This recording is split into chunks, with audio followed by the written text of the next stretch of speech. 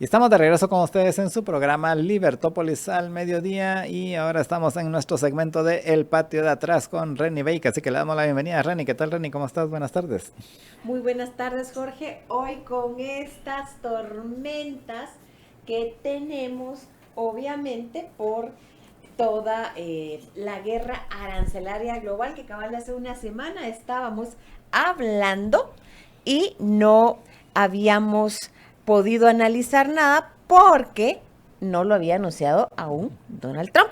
Pues bueno, ha sido una semana medio ajetreada. Que medio ajetreadísima. Cardíaca, de taquicardia para algunos, seamos honestos.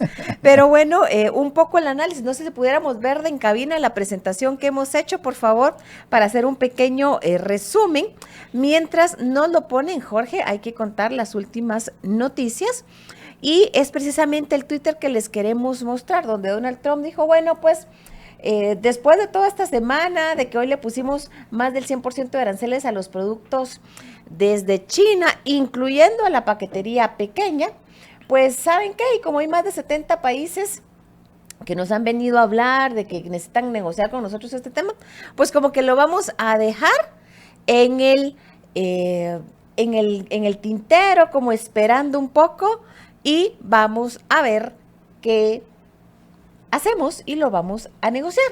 Pero el análisis, Jorge, la presentación de PowerPoint, por favor, ¿no la logramos ver? O sea, porque sí quiero enseñarle algunas cosas a los que nos están siguiendo. Y vemos que cuando comienza la guerra en esta semana, él anuncia aranceles para todo el mundo, los menores el 10%, y habían hasta del 60% para China. 10% Guatemala y la mayor parte de los países que tienen tratados de libre comercio con Estados Unidos, que básicamente se quedaron en hold. Sí, 10% era el mínimo. 10% era el mínimo. Pero por había supuesto, otros países que tenían 20, 30%. Eso generó una crisis aquí en Guatemala solo se enfocaron en el tema arancelario. Pero hay otros temas que vamos a ir hablando de que hay que entenderlo como un todo, porque hubo 3 países que se salvaron de los aranceles. Canadá y México y Rusia porque la verdad lo único que exporta es petróleo y algunos minerales. Pero en el caso de México, la gran pregunta es ¿por qué se los había, o sea, por cómo fue que se salvó Claudia Sheinbaum? Pues precisamente eso es con lo cual quiero comenzar a hablar de qué fue lo que estuvo haciendo Claudia Sheinbaum y cuál fue su estrategia desde el momento cero en que comenzó a olerse, como se dice en buen chapín, vienen aranceles. O sea, obviamente el sistema de inteligencia de México en Washington ha de ser mucho mejor que el de los centroamericanos. Obviamente tienen más plata y por supuesto ellos ya sabían por dónde podía venir el asunto. Así que Claudia Sheinbaum mandó, después del amague de que te voy a poner aranceles, Claudia, te voy a poner aranceles, Trump, Trudeau, y que te pongo 25%, que esto, aquí, lo otro, ella lo que hizo fue que mandó un equipo de alto nivel a negociar, pero no solo temas comerciales o arancelarios. En ese equipo estaba, o sigue estando, secretario de Defensa, secretario de Seguridad, gente de agencias de inteligencia, y Sheinbaum, como yo digo, Sheinbaum se compró el que le quitaran los aranceles dándole un tributo a Trump en la forma de 30 narcotraficantes, incluyendo la cabeza del más buscado para la DEA, Rafael Caro Quintero. Con eso aplacó las iras de las agencias que estaban enojados con ellos porque López Obrador en sus 6 años no había trabajado con ellos. Y Claudia Sheinbaum pasó a estar peleándose con Trump, a que Trump le echara elogios y alguna gente de las agencias que habla públicamente hablara de, oh, Claudia, tan buena que es, tan linda que es. ¿Qué hizo? Entendió el juego, Jorge. Hay una máxima que dice, si tú tienes 1 hora para resolver un problema, gástate 50 minutos o 55 minutos entendiendo el problema. Paralelo a eso, acá, y no es solo temas de gobierno, incluso hasta el sector privado, ya se estaba mirando esa tormenta y la gran pregunta es como usualmente en Guatemala sucede y no es la primera vez que lo vi. Tú recordarás que yo estuve en las negociaciones de tratados de libre comercio con Estados Unidos hace 20 años y nadie había hecho estudios previos hasta que comenzó la negociación, y entonces, ¿y ahora qué hacemos? Excepto su servidora, que en esa época era académica. O sea, se sabía que venía, se tenía la fecha, pero nadie estaba haciendo nada. Lo mismo pasó esta vez. Se sabía que Trump iba a poner aranceles. Nadie se comenzó a preparar, todos estaban así como, bueno, a ver cómo nos cae el palo, ¿verdad? Y yo creo que ni siquiera... Seguro no nos va tan mal. Sí, lo clásico, Chapin. Yo creo que ni siquiera, y ahí en pantalla tenemos hasta el link del artículo, o el título del artículo de BBC News, donde explica la estrategia de Claudia Sheinbaum. Ella mandó a este equipo, se sienta a hablar sentaron a hablar con Trump, negociaron la parte económica, pero también el combate al narcotráfico, especialmente el tema de combate al fentanilo, que es una epidemia de muertes de jóvenes estadounidenses, especialmente en las ciudades fronterizas con México por ser consumidores de fentanilo. Y también le dijo, bueno, primero no te voy a apoyar con el tema de reducción de migrantes. Y de pronto te mando 10,000 soldados a la frontera. ¿No querés más? O sea, entendió que el juego es más allá que la parte arancelaria. Y eso es bien importante. ¿Por qué? Porque es un nuevo orden comercial y un nuevo orden mundial. Mientras tanto, el resto de los países, por lo menos los centroamericanos, se sentaron a esperar a ver qué decidía Trump, y cuando salió el arancel, te juro que yo miraba mi celular el jueves, viernes, sábado, como si fueran gallinas con cabeza. Me mandaban mensaje por aquí, me mandaban mensaje de WhatsApp por acá. Yo así como no voy a decir nada, porque no les voy a decir, deberían de haberse preparado y haber tenido un mayor énfasis. Ahorita, y no te estoy hablando de gente del gobierno, estoy hablando de gente del sector privado que, ¿y ahora quién nos va a defender? Uno así como, hagan su tarea. Y te creo que no del gobierno, porque el gobierno hasta la fecha sigue en la luna. Están hablando de una estrategia. La siguiente presentación, por favor. En la página, en esa semana de locura que hicimos un pequeño resumen, vemos en los aranceles casi todos, solo salvo México y Canadá. Distintos aranceles. Y aquí vemos cómo comienzan a hacer una diferenciación. Hay que entender un poco la estrategia por dónde puede venir el viento y no solo mirar el árbol que son los aranceles. Le pusieron aranceles más altos a Nicaragua y Venezuela, y los que tenían TLCs, su arancel mínimo es 10%, lo que sería en tema de nación más favorecida. El arancel mínimo para pagar un producto en Estados Unidos, si lo quieres importar, va a ser 10%. Ese fue el mensaje que dio. Y luego, a los países asiáticos, ahí sí, como se dice, fue un apretón. A China, inicialmente le había puesto 60%, hoy amanecieron con más del 100%. Otros países como Vietnam, Japón, asiáticos entre un 30 hasta un 60%. ¿Y por qué es importante ver esa diferenciación? Porque en este momento lo que se está mirando, por lo menos en algunos analistas, es, 10%, ¿y qué va a pasar? Se va a caer la economía de Guatemala y nuestras exportaciones. Momento, ¿qué estamos produciendo? ¿Cuál es el arancel que vamos a pagar? ¿Y quién es nuestra competencia, Jorge? Porque hay que tener claro que ¿por qué nos pusieron 10%? Nosotros no producimos en productos que sean sensibles para la producción estadounidense. ¿Qué les mandamos al final? Verduras, café, banano, frutas y textiles.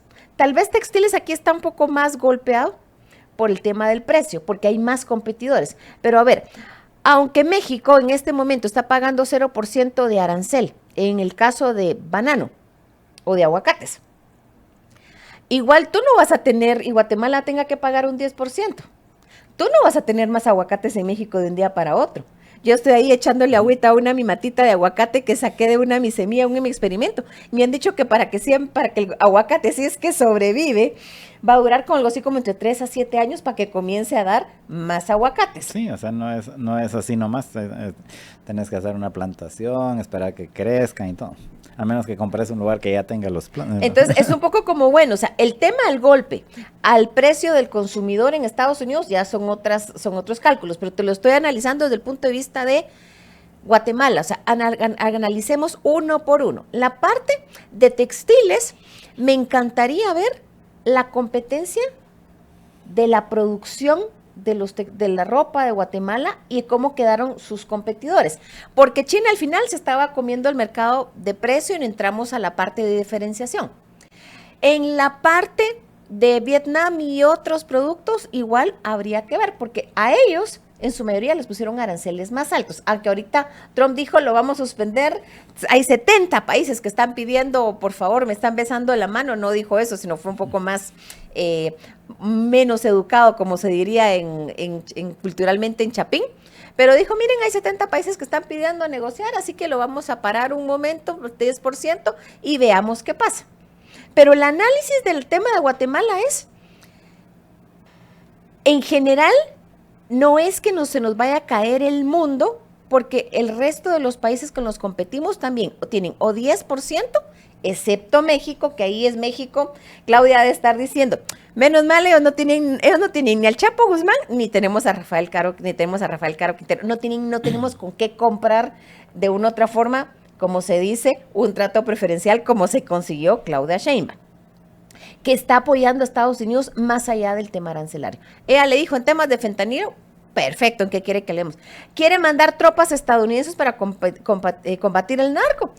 Negociemos y vamos a ver cómo logra usted entrar, pero ahí vamos a colaborar con Estados Unidos, porque para Estados Unidos, y si pasamos a la siguiente presentación que puse, por favor, esto no es un tema arancelario, esto es un tema de una estrategia donde todo está en la mesa y México lo entendió muy bien. La siguiente, por favor, y entonces vas a ver que está utilizando lo que yo le puse, zanahoria y garrote. En esta guerra arancelaria está diciendo, si te portas bien conmigo no te pongo aranceles, si no te portas bien ya vas a ver, aquí está el garrote.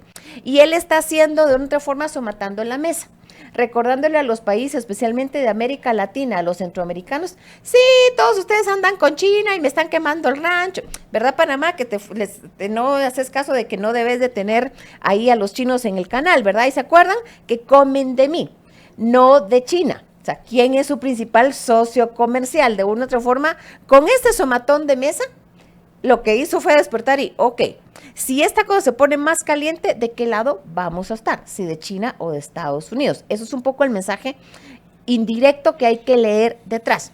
Y de paso, ¿qué está haciendo? Está incentivando que las fábricas e inversiones, especialmente tecnológicas, que estaban fuera de Estados Unidos, regresen. Puso un subtweet en algún lado que es el momento perfecto para venir a invertir acá. Y miras que estaba anunciando que iban a poner una fábrica de microprocesadores del gobierno de Taiwán, de esto y de lo otro. Básicamente, de sectores importantes para él.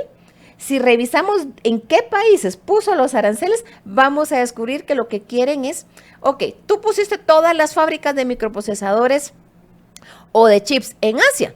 Regrese una parte a Estados Unidos porque no queremos que a la hora de un enfrentamiento, un desastre, una pandemia, de pronto no nos quedemos con de esos componentes para cosas que son sumamente importantes para lo que viene. O sea, los cambios tecnológicos que vienen, Jorge, son tan profundos que obviamente han de estar calculando qué necesitan que se regrese a producir a Estados Unidos. Y el mensaje que está es que todo está sobre la mesa y no es un tema arancelario. Y eso lo entendió bastante bien Claudia Sheinbaum con el tema del fentanilo. Y si miramos la siguiente filmina, porque nos está comiendo el tiempo, es un resumen que no quiero dejar de mencionar. No hay que perder de vista que en todo estábamos hablando de temas de aranceles, Jorge, pero nadie estaba mirando lo que tenemos en pantalla, la visita de el secretario de Defensa de Estados Unidos a el Canal de Panamá.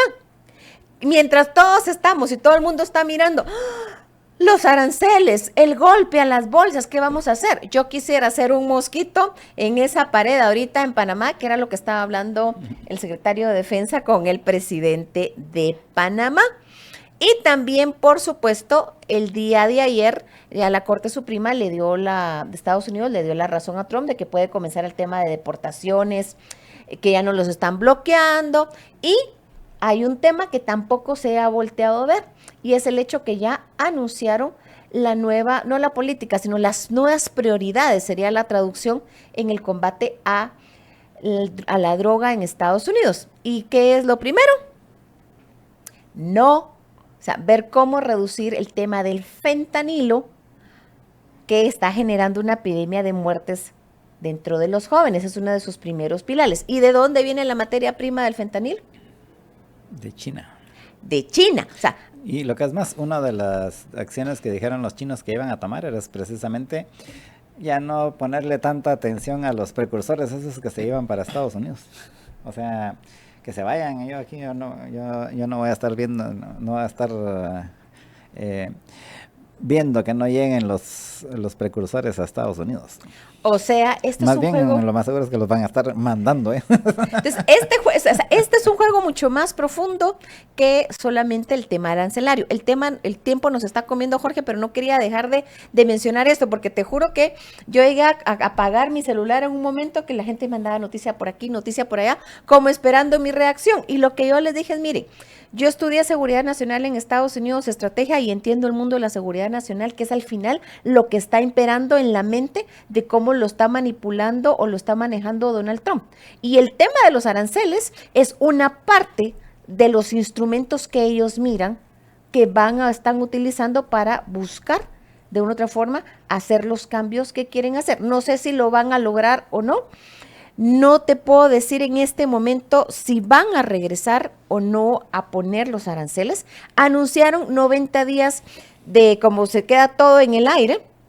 Hay que ver también que en el Senado y en el Congreso de Estados Unidos había lista de patrocinadores, de sponsor, de congresistas y senadores. Mira, ¿qué vamos a hacer? La economía, nuestras ventas. Y ojo, solo lo hizo una semana. ¿Por qué? Porque el stock de los productos que ya entraron, ya habían entrado sin pagar impuestos. Y en la práctica lo anunció, dijo 2 días de pagar impuestos. Los que llegaban y llegaron con la mala suerte del 5 de abril, pues tuvieron que pagar los impuestos. Pero el resto como que lo ha dejado en el aire. Y básicamente lo que está diciendo es, o nos sentamos a negociar y revisamos ciertas cosas, o vienen los aranceles. Y el mensaje al inversionista y a las fábricas es, regresen parte de la producción, especialmente las producciones que a ellos les interesan, a Estados Unidos o a América Latina, que por el momento han sido los que han tenido más beneficios de pagar el arancel mínimo. Jorge.